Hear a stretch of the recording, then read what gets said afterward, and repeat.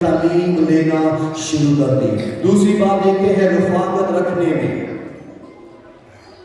یعنی کہ وہ ایک دوسرے کے گھروں میں اکٹھے ہوتے تھے اور جو جگہ مقرر کی ہوئی تھی وہاں پر وہ رفاقت کرتے تھے۔ ان کا جو سوال ہوتا تھا، جو پریشانی ہوتی تھی روحانی نشو و نما کے لیے، وہ سیکھنے کے تعلق سے ایک دوسرے کے ساتھ رفاقت کرتے تھے۔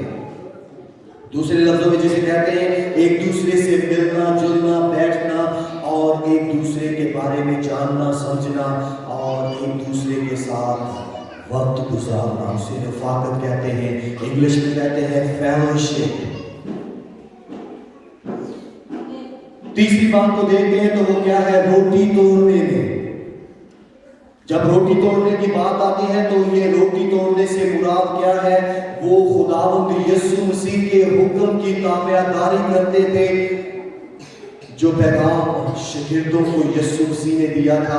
آگے چل کر ہم پڑھیں گے چند ہی لمحوں میں کہ یسوع مسیح نے اپنے زمینی سفر کو جو 3 دنوں کا تھا اسے کیا کرتے ہیں؟ ختم کرتے ہوئے جب 40 دن اور 40 رات اس زمین پر اپنے لوگوں تک خدا کا کلام پہنچایا اور اس کے بعد آسمان پر اٹھائے گئے، جاتے وقت آخری رات جس کی آج ہم کیا کریں گے؟ نقل کریں گے، کاپی کریں گے، فالو کریں گے، رفاقتی کھانا کھائیں گے، روٹی کھائیں گے۔ تو تیسری بات وہ کیا کرتے تھے؟ یسوع مسیح کے حکم کی تابعداری کرتے تھے۔ جب تاریخ کو پڑھتے ہیں تو یہاں تک کہا جاتا ہے کہ بہت سے علماء بیان کرتے ہیں کہ ابتدائی کلیسیا کیا کرتی تھی؟ جب اکٹھی ہوتی تھی تو جب وہ روٹی کھاتے تھے تو وہ رک جاتے تھے، خاموشی چھا جاتی تھی اور سب مل کر روٹی توڑ کر کہتے تھے، یاد ہے کہ یسوع مسیح نے کہا کہ جب تم یہ روٹی کھاؤ اور جب یہ تم پیالہ پیو تو میری یادگیری میں کرنا۔ وہ اپنے ہر کھانے میں یسوع مسیح کو یاد رکھتے تھے۔ آج عالمگیر کلیسیا پر جسے کہتے ہیں پوری دنیا میں چرچز کا مختلف کیا ہے؟ طریقہ کار ہے، اپنایا گیا ہے، اور زیادہ تر جو تعداد میں کیا ہے وہ ہر مہینے کے پہلے ہفتے اگر کوئی مجبوری ہو تو اگلے ہفتے کر لیتے ہیں، ورنہ ہر مہینے کے پہلے ہفتے کیا ہے؟ عشاء ربانی کی رسم کی جاتی ہے۔ تو تیسری بات وہ کیا کرتے تھے؟ وہ روٹی توڑتے تھے۔ وہ کھانا کھاتے وقت ہم بھی یہ بات اپنی زندگی میں اپنا سکتے ہیں۔ روزمرہ کی زندگی میں جب روٹی کھائیں اس میں سے ایک نوالہ دیکھ کر اس کی طرف غور کریں کہ یہ وہی روٹی ہے جو ہمارے لیے توڑی گئی، یہ وہ روٹی ہے جو آسمان سے اتری، یہ وہ روٹی وہ ہے جس نے کہا کہ جو کوئی مجھ میں سے کھائے گا وہ کبھی بھی موت کا مزہ نہیں چکھے گا۔ تیسری اور چوتھی بات وہ کیا کرتے تھے؟ دعا کرنے میں مشغول رہے۔ دعا کیا ہے؟ خدا کے ساتھ گفتگو۔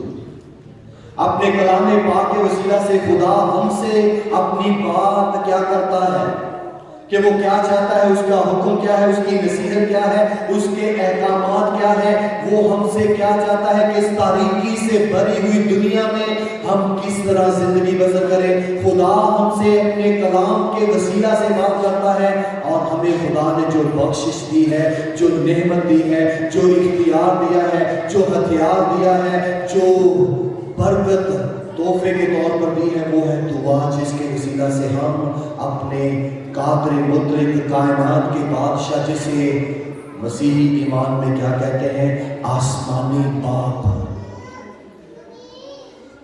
کیونکہ ہم اس کی تخلیق ہیں، وہ ہمارا خالق ہے، ہم اس کی شبیہ پر اسی کے روح کے وسیلہ سے ہماری نسوں میں سانسیں چلتی ہیں۔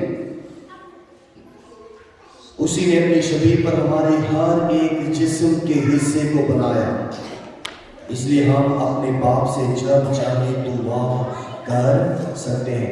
یہ 4 باتیں تھے جو ابتدائی کلیسیا نے اپنی روزمرہ کی زندگی میں اپنائی ہوئی تھی: تعلیم پانا اور رفاقت کرنا، روٹی کھانا اور اس کے بعد دعا کرنا۔ یہ 4 باتیں رسولوں نے ان تک پہنچائی اور اس کی وجہ کیا تھی؟ آئے میرے ساتھ ایک حوالہ دیکھیں۔ लूका की इंजील उसका 22वां बाब जब हम उसकी 7वीं आयत से पढ़ना शुरू करते हैं तो वहां पर हमें यूं मिलता है, ये फसह के बारे में है। यीशु फसह खाना खाने के बारे में क्या है, तैयारी के बारे में अपने शिगिर्दों को, रसूलों को बयान करता है। तो क्या लिखा है, और ईद फतीर का दिन आया जिसमें फसह ज़बह करना फर्ज था। ये ईद आज भी यहूदियों में मनाई जाती है और ये ईद आज हम सब के लिए क्या है, वो ईद है जिसमें खुदावंद यीशु मसीह के लोगों में से जी था। 40 दिनों के रोजों के बाद हमने क्या करना है, यीशु मसीह के मुर्दों में से जी उठने का दिन मनाना है। यहूदियत में क्या था, हर साल ईद फतीर मनाई जाती थी और इस ईद फतीर पर वो बहुत कुछ याद करते थे कि उनके बाप दादा के साथ मिस्र की गुलामी में क्या हुआ था। तो यहां पर देखते हैं ईद फतीर का दिन आया जिसमें फसह क्या करना था, ज़िबा करना जरूरी था, फर्ज था। और यीशु ने पतरस और यूहन्ना को ये कहकर भेजा कि जाकर हमारे खाने के लिए फसह तैयार करो। उन्होंने उससे कहा, तू कहां चाहता है कि हम तैयार करें।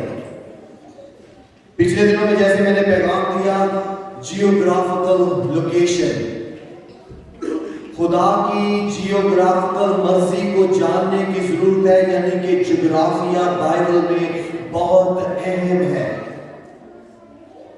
शिगिर्दों ने कहा कि कहां किया जाए और यीशु मसीह ने उनको जगह बताई कि जाकर क्या करना, मालक से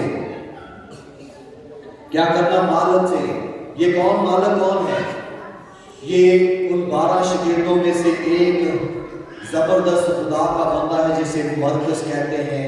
और लिखा है, और घर के मालिक से कहना कि उस्ताद तुझसे कहता है कि मेहमान खाना कहाँ है जिसमें मैं अपने शिगिर्दों के साथ फसह खाऊंगा। फसह खाऊं, सवाल किया।